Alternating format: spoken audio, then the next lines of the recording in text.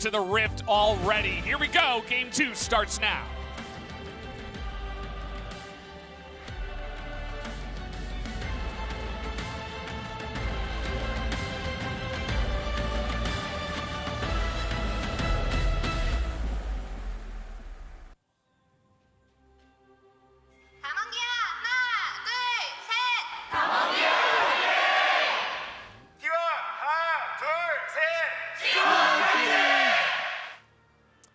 Cheers once again, coming from fans that are watching this one from home.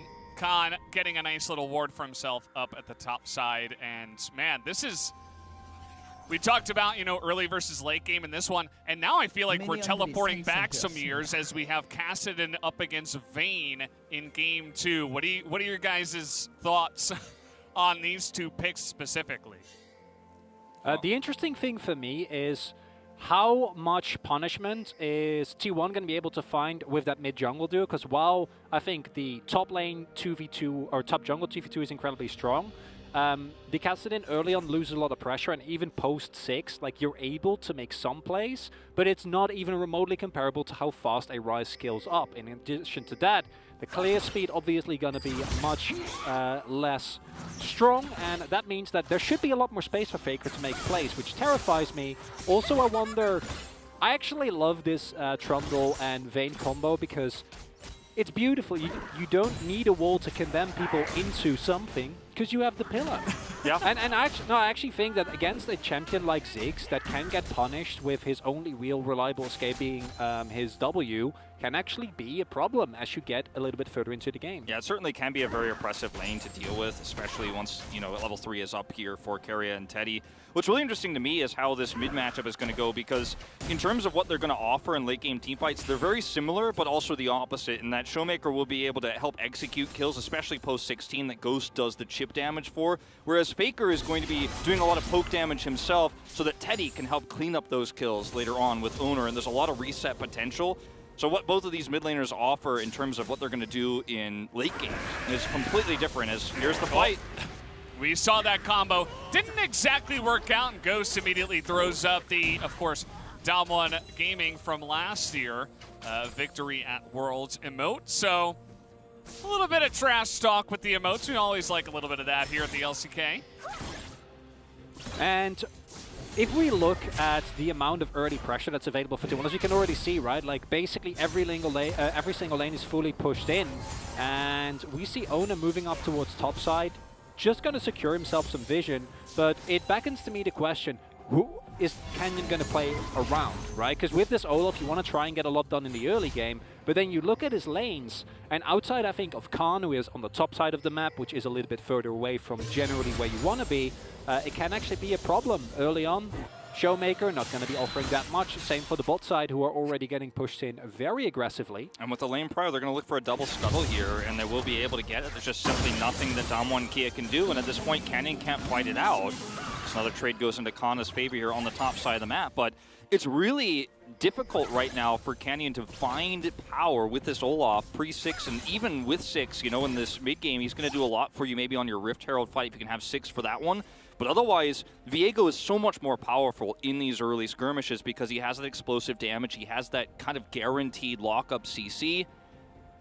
So Canyon's going to have a long wraparound here, but will not be rewarded. He might wait for the teleport, though. Here we go. Khan will have to teleport up here as well. And let's see if Kana gets baited into this one. He went all the way around the vision, as you mentioned. No flash again here for Kana. The undertow will land. They need that stun, though, onto him. Do they have the burst? Damage is the question. It looks like Canyon wants to go for it, but he will have to give up his life. But yet again, First Blood will go into the pockets of Khan. Takes a lot of power, yeah. I mean, it really does. To pull this off, you have to actually wrap all the way around. And, I mean, the amount of, you know, burst that you have at this stage of Olaf is very low, but if you can hit the undertow, you can wrap completely behind that Gwen. It's going to be a lot more powerful, as you were saying, Chronicler. The big thing here is that you trade a kill, so it's not as much of a destitute situation as it was in the last game, and it will keep Kana on much more even footing. The one downside, of course, he has already used his teleport. A lot of extra survivability that comes through from the Hallowed Mist, just the extra resistances that it gives you this early on. Very, very nicely, and as we see, Kana, with the wave state as it was, able to just make his way back to the lane without too much issue. As it has been a long time since we've seen the Kassadin, and it wasn't... It was Showmaker. Yep. He did it last time, last summer. What a treat. And, you know, just a little bit over 1 year in that one, so cool to see. And you can see that he's got a nice little win rate here, 6-1. Nothing crazy, but he hasn't played that many games and only 1 loss so far. And this is the thing that we've seen with the LeBlanc as she's kind of changed over the years. LeBlanc used to be an incredible strong lane bully, and even in scenarios like that, the Kassadin, with the amount of survivability, especially with Fleet and MR that he has available, already did kind of okay. But with LeBlanc kind of shifting into more of a poke style, which sounds weird, but it's a mix between poke and assassination, right? The Kassadin feels even less threatened in the early game. Now, Faker's still able to get himself a sizable CS lead, but Showmaker not really getting zoned out of too much experience, and with this matchup, you kind of expect to fall behind early. I think the real issue for Damwon is that this in of itself is fine. It's more about what's going to happen in between that kind of dead zone where Showmaker, yes, he has his ult, so he probably won't die, but he also doesn't bring that much to the team composition, whereas the LeBlanc has lockdown, has damage, and a lot more side lane threat. She's extremely mobile. You know, you're going to have a lot more power on this Rift Herald fight as the LeBlanc in this exchange. Plus, you have the Viego, and if you get a single kill in this fight, it's going to explode for T1, right? And then you're going to get the Rift Herald, you're going to get a huge early gold lead, and we know what T1 can do with gold leads, as we've seen so much, as Faker just continuing to be annoying here. And the question becomes now is, Damwon Kia, how do you handle this first Rift Herald fight? Do you commit, or do you just keep Ziggs in the bot lane? Because he has a lot of power down there. If you actually do just skirmish for it but not commit to the fight, you can get some turret plates, but that's only if Teddy leaves. So there's a lot of macro decision-making that's going to have to come through here in the next few moments for Damwon Kia. That's going to be interesting to see, you know, how heavily are we focusing onto that Rift Herald objective. We saw crazy stuff in game number 1. This might turn into a little bit of a different scenario, and I think Damwon feel as forced to all in onto that. And of course, as you mentioned, Wolf, they have that side lane pressure with the Ziggs. As Khan, you know, just a cheeky little roam down onto a LeBlanc with Flash. Not sure if this is going to work out, and he doesn't have teleport, so he's going to have to run up to the top lane. Faker still gets the root, only misses the CS out of that whole exchange, and Kana's going to get a plate. And yeah, on LeBlanc with Flash and W available as well. If you force a summoner, it's nice, but with the distortion available as well, there's not really any opportunity there, even with the amount of lockdown that you have available. As it looks like this is just going to be a free Rift Herald as well, and this ties into what I was saying earlier. I think that Damwon Kia have opted into a lot of lanes that basically get shoved in perma, even with the early kill that they got onto Khan. This isn't looking like the monstrous snowball they found in game number 1, so it's basically the entire map is up for the taking now for T1. Yeah. And this is a really nice response here from Teddy. Doesn't rotate all the way up, comes back very quickly. So not going to be a ton of value actually gained for Ghost in the bottom side like I was talking about. Doesn't even get a plate here. So T1 really knowing their win conditions and their strengths in this early game. Well, let's see the setup in the top side. Khan could definitely force something onto Kana here if he wants to go, and here we go, the Ghost will be popped, and Kana just gonna have to try to sustain. He has the damage, and he's gonna trade a kill back, and that is huge. As Owner is here, not quite on time. Canyon will at least be able to pick up a kill of his own. And it's a huge moment for the second time in a row. Damwon tries to go for the same play, and for the second time, Kana is able to answer his Ghost. This is a little bit rough. He's going to have to flash there, and Teddy just doesn't care. He executes him with the E. The Condemn gets the kill, and that's all he's got to do. And that was straight up solo. Didn't even need Carrier. And this is something I wanted to point out in Game 1, but we're seeing it here in Game 2 as well, is T1, There's so much to play for here. There's so much pressure, and yet there doesn't seem to be any nerves. The early game has been extremely aggressive for them. We saw Owner, flashing forward, being extremely aggressive in Game 1, and in Game 2 you're seeing the same aggressive plays from T1. They're not backing down, and that's a good thing in a best-of-5 like this. This could be an extremely long night of League of Legends, and T1 look extremely composed. They're playing to their win conditions. They're playing to their lane control.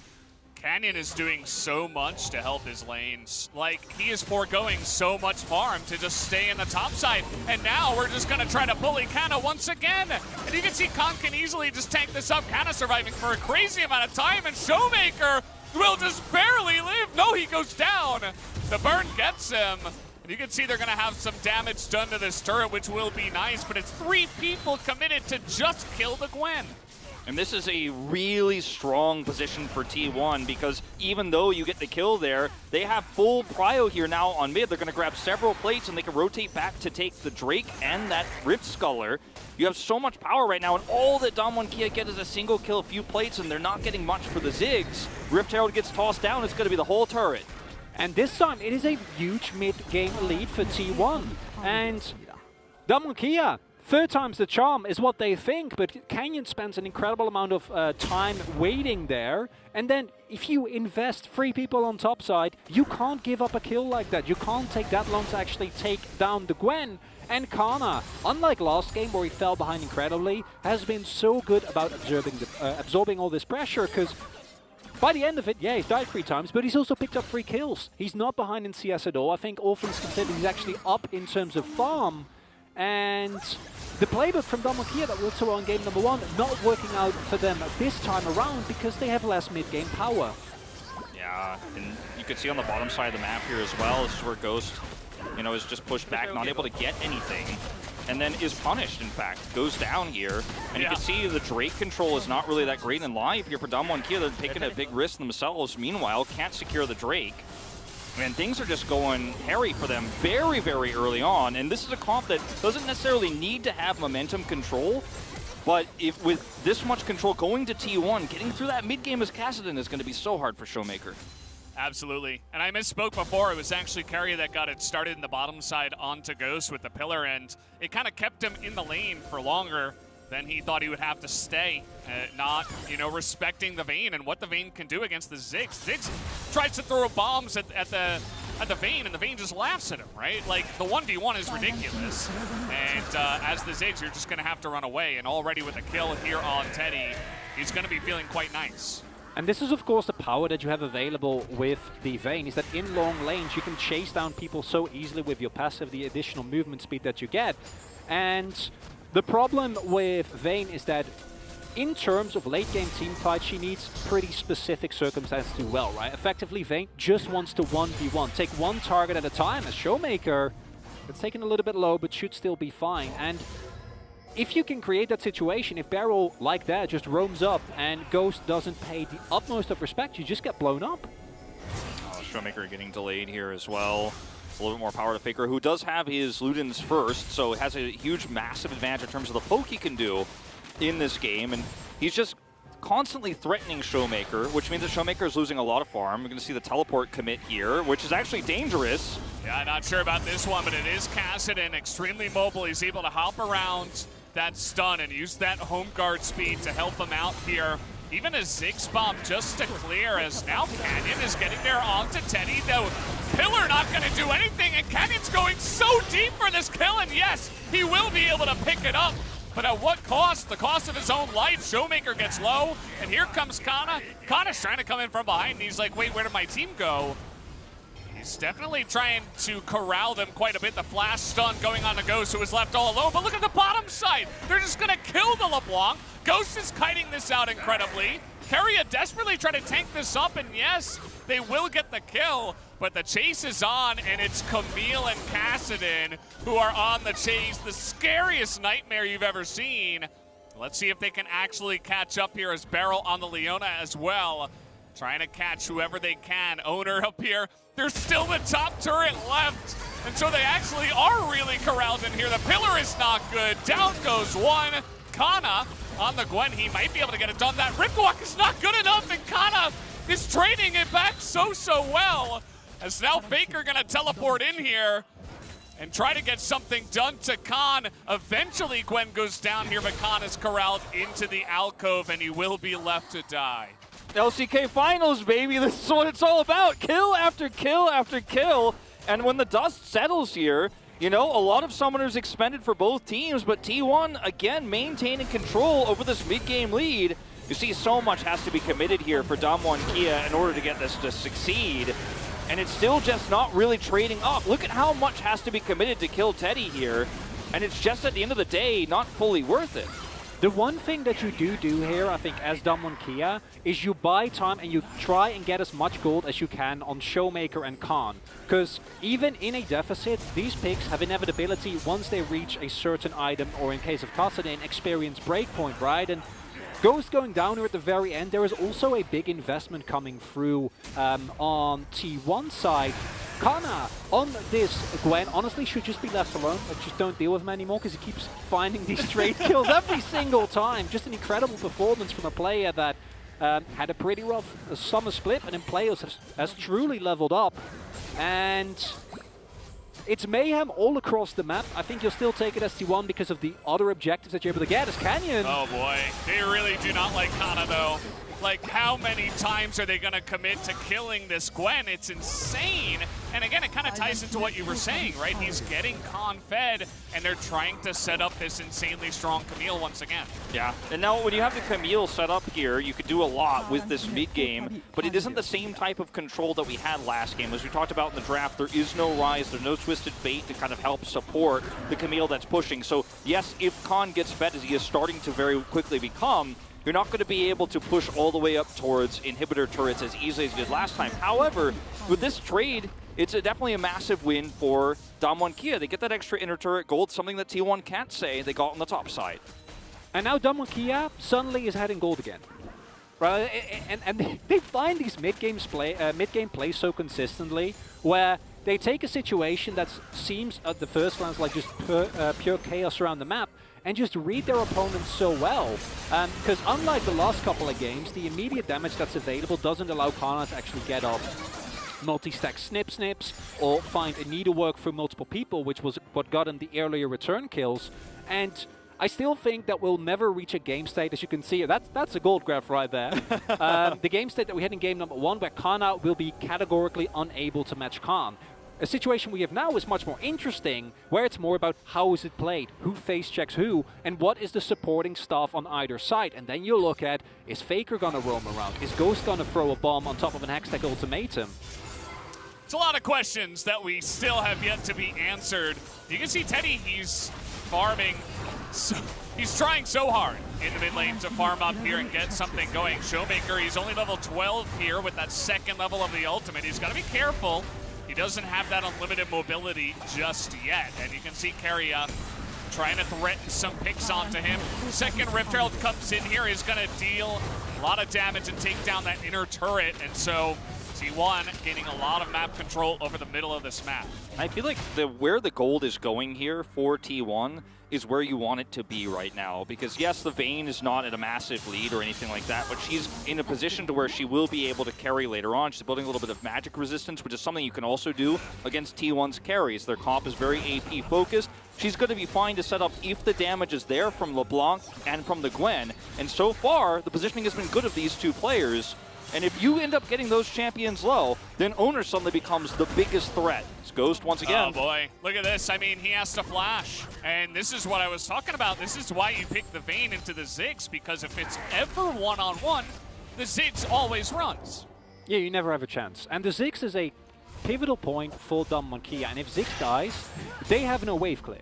And this is something that we're going to have to see. Ghost positioning in the mid to late game needs to be immaculate. Because if you lose a team fight and Ziggs is still alive, you're fine. You know, you can hold on to your turrets, you can hold on to your base, but if the same fight happens and Showmaker and Khan might still be alive, yeah, they have Olim potential. As here they go again. Goes for the face check, and he doesn't even have Subjugate here. Took Ignite for the lane as well. And so probably wouldn't have even used Exhaust. So he's just going to go down just like that, trying to get vision around this Baron. And I can't blame him after game 1. And how about this? Damwon, doesn't really matter what the current state of the game is. They always seem to find these picks. As now the teleport comes in from Kana. You can see that Kia at least are going to respect him. And Teddy's winning out because he's getting a lot of extra free farm for this. And yes, eventually Kia will be able to take this turret out, but they're not going to be able to do it with any other advantages on the map. You can see Teddy gets away with this for free. Now, it's still a win in grabbing the turret itself, but that was a really risky play from Kia. You could see a lot of question mark pings going down when they were making the aggressive forward there to look for the pick in the jungle, but they decided to commit for it either way because they saw how Faker was moving. As Carrier getting picked here is what starts it all off. Just an unfortunate situation with Carrier face checking without really any help from his team available. As you pointed out, no subjugate means that there isn't even the potential to stall a little bit longer. When you hit the Leona with Aftershock and Eclipse, you can become insanely tanky.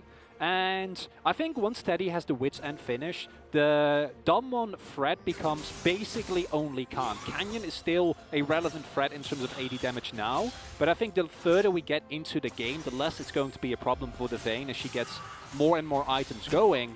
But Khan will always remain a problem, right? And if we look at last game, Khan was able to find consistent backline access, and it's starting to feel like a game where T1 was actually in a good spot, but Damwon Kia, they drag it back again. Look at the map positioning here. Canyon is literally chaperoning them into an inner turret on the top side. The teleport committed to by Showmaker, who's got Everfrost. He's going to have to get out of here as he is level 13. And here comes the wraparound from Canyon, actually just running straight at Kana. And he's got the damage. He makes this Olaf look so insane. Even picks up the second kill. And that's going to be Baron, you'd have to imagine. Yeah, and there's nothing that Teddy can do about it. The entirety of the point of T1's players to set up defensively against Khan here, limit how much he's able to do so that Teddy can free farm. But the power of this Vayne isn't going to come online until much later, and you're not going to be able to do this until you get the 5v5 team fights. The power of this Camille is now, it's here, and this is not an equivalent exchange. This is not what you want. Oh boy, an owner just running straight into vision. Not the play you were looking for. Even Showmaker looking for more. He's going to get a little bit trolled by the pillar. It's still a gigantic swing and win here for Damwon, getting the kills and picking up the Baron. And last game, it was all about Khan. But who enabled Khan, I ask you? And the answer was this Viking right here. Because it was incredible, right? Well, he's able to first get on the Trundle in a much more supportive way, but man has no fear. And you can't punish this as T1. So you, because of the chaperoning, as Valdez called it, which I really like, that you're seeing from Canyon here, you have this push for free because Olaf is always going to be able to stand as a blocker between the rotation of T1. And yes, if you look at the minimap, you can see that Teddy is getting farmed on here. This is a great collapse onto Owner. They know that someone's going to be staying there looking for the 50-50, the jungler in this case. And you do gain something with this extra farm for Teddy, but it's not ahead enough to make it worth it. And T1 have just lost complete control over the map. There's no split push power here. It's definitely an issue for T1. You can see they're trying to get whatever poke damage they can do right now. And they're trying to get Teddy to actually have some kind of impact in this game. You know, so far he's just been farming. We need him to get more than just the solo kill if you're looking for T1 to get the win. Kana in the pit here, all alone. He's going to have Faker over the wall to help him out here, but a lot of damage already done. And you can see that that zoning power of the Ziggs is getting work done. Carrier even taking some damage. Khan is such a menace right now. And T1 just going to have to back out of it. There's the cleanse out of Teddy. And they will just have to give away that dragon. And that's a big moment for Damwon Kia as they're still looking for a possible chase. Of course, have the Baron buff available so you can try and get a shove in mid here. Yeah, Damwon are just kind of crazy at times. They are feeling themselves right now. They know that they have so much potential to win these fights. They're just going forward as Beryl is going to go extremely deep on this one, but he's got his team to back him up, and now it's a bit one by one. T1 holding the Phalanx. They can't get the damage. Teddy has to flash the Mega Inferno Bomb as he will not have that for the next fight. No summoners for him, and now with the Baron, DK gets so much. And that's the combo, and the fearlessness of Damwon Kia is something that very few teams in the world can match, and it feels like T1 were from a position where they were looking favored, Kana was trading nicely, and suddenly it's free, 4 plays that Damwon Kia just completely forces upon them, and there's nothing that T1 can do. They're unable to find any of the setup, the poke doesn't land, Teddy is given no space whatsoever, It leads to a situation where we've gone from a T1 gold lead to now 2 Drakes up for Damwon, 4K gold lead, and Kassadin is level 14. The only times you've seen Ghost under any pressure were in those 1v1 scenarios that Valdez was talking about. And if you can't get on top of this team, you can't get on top of the Ziggs, he's going to zone you out. This is not just an issue with the Baron buff pushing down mid, but this is an issue as we saw on the last Drake fight. If you can't actually close the gap on top of him and you take too much chip damage, your Viego, your Gwen, these champions are not going to be able to engage when they're at half health anymore. So this is a really big problem that's starting to compile upon itself, and Faker isn't able to find those picks that poke, as you mentioned, either. And so it's just a problem that begets a problem, especially when you don't have vision. Oh, no. Oh, this time around, doesn't look like they want to commit to it, especially with Teddy still in the bush. We do have Showmaker around as well, so it doesn't look like T1 really want to commit to this either, although Teddy will come back. Maybe waiting for Owner. A little bit of skirmishing down on the bottom side. There's no objectives right now, so this is one way to try to look for picks and get back in the game. And as Damwon Kia right now, you're fine, taking it easy. You know, just try and get Showmaker into a side lane where he's relatively safe. The rest of the teams we'll scout out, you know, we'll secure some vision for you. Just trying to get as much experience as possible onto that Kassadin for that famous level 16 spike, also as his tier fully stacked. And everywhere where Canyon is, T1 need to respect. And this is something that I think normally would go away around this time, 25, 30 minutes is where the Olaf starts to drop off. If he's this bad though, that doesn't really apply. I think at this point, Canyon, especially with how good his decision-making has been, can 1v1 anyone as Ghost. Oh no. This poor Ziggs, it's like escorting the president. Like, how is he gonna get away from all of this skirmish from the side of T1 though? That's really a huge question. They find him in the jungle alone. And that was really all Owner setting up the pick onto him, so the flash stun comes in. And you're gonna take down the Ziggs, which is a crucial part of Damwon's team comp. And this is when the cracks really start to show. When you don't have the full phalanx setup, when you don't have that front line for the Ziggs, when he gets caught and picked, your wave clear is gone, your control of the map falls with it. And when T1 are grouped up together like this, 4-1 with Teddy split pushing, you're gonna get a lot of value. This Vayne, if she ever gets to team fight front to back, if that front line ever kills a Ziggs before a major objective, the fights become almost unwinnable for Damwon Kia. So mistakes like this are just unacceptable. The risk is so high, and if this happens before a Baron or before, Soul Point, this is where T1 can catch back up in this game. Because that's the one saving grace, is that there's no objective up. Yeah, they lose a bot side turret, it's a lot of gold going into the pockets of Teddy, but it's not the end of the world. But they had a lot of vision as well. This was not something that came out of nowhere. There were multiple wards, there was a control ward that was aware of this movement around the map. And I'm loving that we're seeing Owner and Faker still consistently trying to look for these type of picks, because that is actually where Damwon Kia is the weakest. If they don't know the situation of anyone on T1, there's a lot of fog available from which you can play through. You can still blow someone up. Faker hasn't been the highest profile player in this game, but he's still LeBlanc with 3 kills, a death cap, and a Ludens, right? Like, if he ever looks at Ghost angrily, he will just fall over. That's the key. It's just been so difficult because of how well Canyon's been playing, how much vision he has control. But if he's not there, it gets more difficult. He's going to be annoyed here. Trundle, very fun. You can see the side lane once again. It's a 3-level difference. Not sure how this happened, but when you bully Kana 6 times, I suppose, that's enough to get Khan to that insane part. And yes, Kana did just hit level 14, but you can feel the deficit in that side lane. As Damwon Kia, they're just going to go for it. They have the damage for this Ocean Drake, and there's vision on the Baron. And so Teddy's like, well, I'm Vayne. We could probably burst this down, but they just have too much vision, too much control, and we can't exactly make a move like that right now. Yeah, I mean, this is a problem. Well, I mean, this is desperation. This is so late. They have time to rotate now. They have a lot of damage, though, but as you mentioned, the teleport here from Khan is available. The rotation will come in on time. And that's really the important thing. Damwon Kia are here, and now there's no distortion, and this LeBlanc can't get away from Khan! He's just gonna take him out, and the 2-man!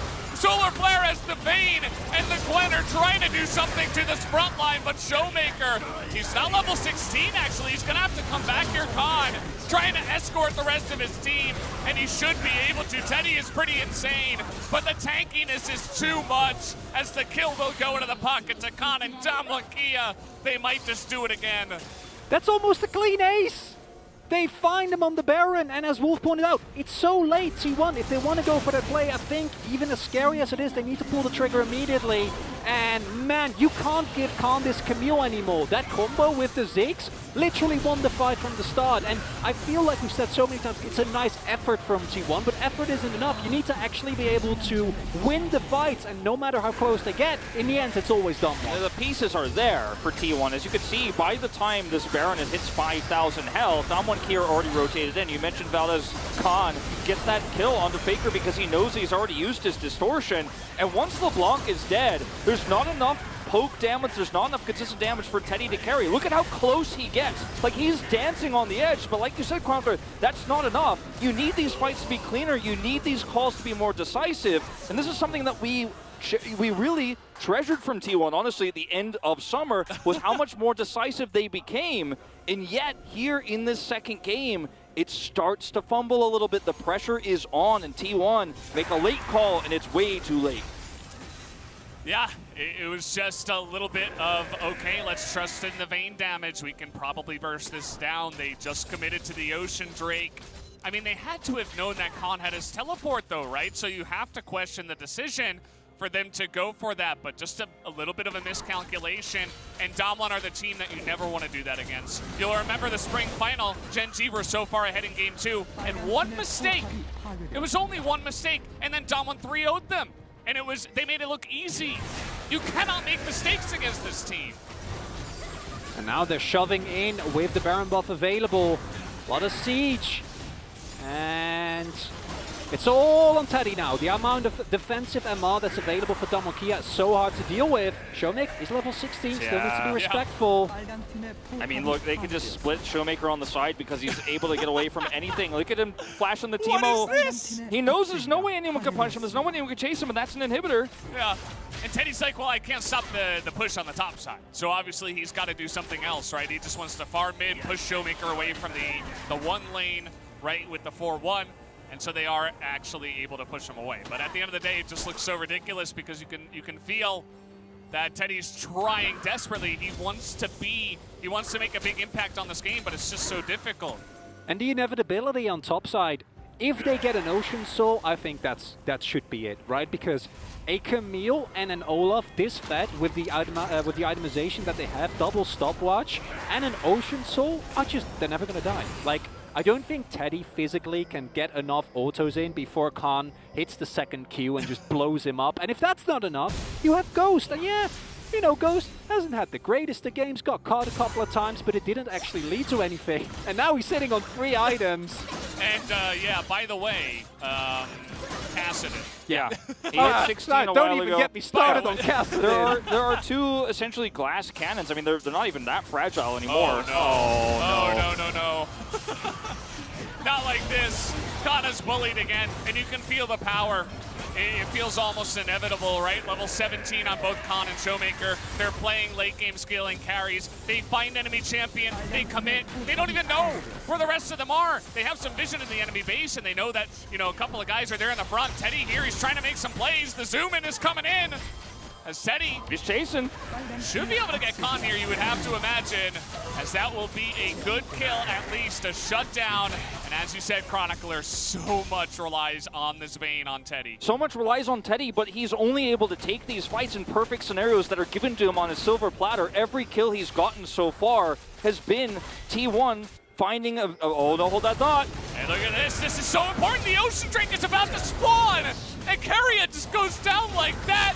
You cannot make that mistake again. And now Owner, he's just going to get blown up by Ghost. And say what you want, but he's been hitting those ultimates. And sometimes that's all Ghost needs to do. Quite literally. As now Faker, he's trying to make the play. You can feel the desperation from him. Maybe it's Teddy that can make the play. But now, with 3 of them caught out, they could just go for the end here. They don't even need the Ocean Soul.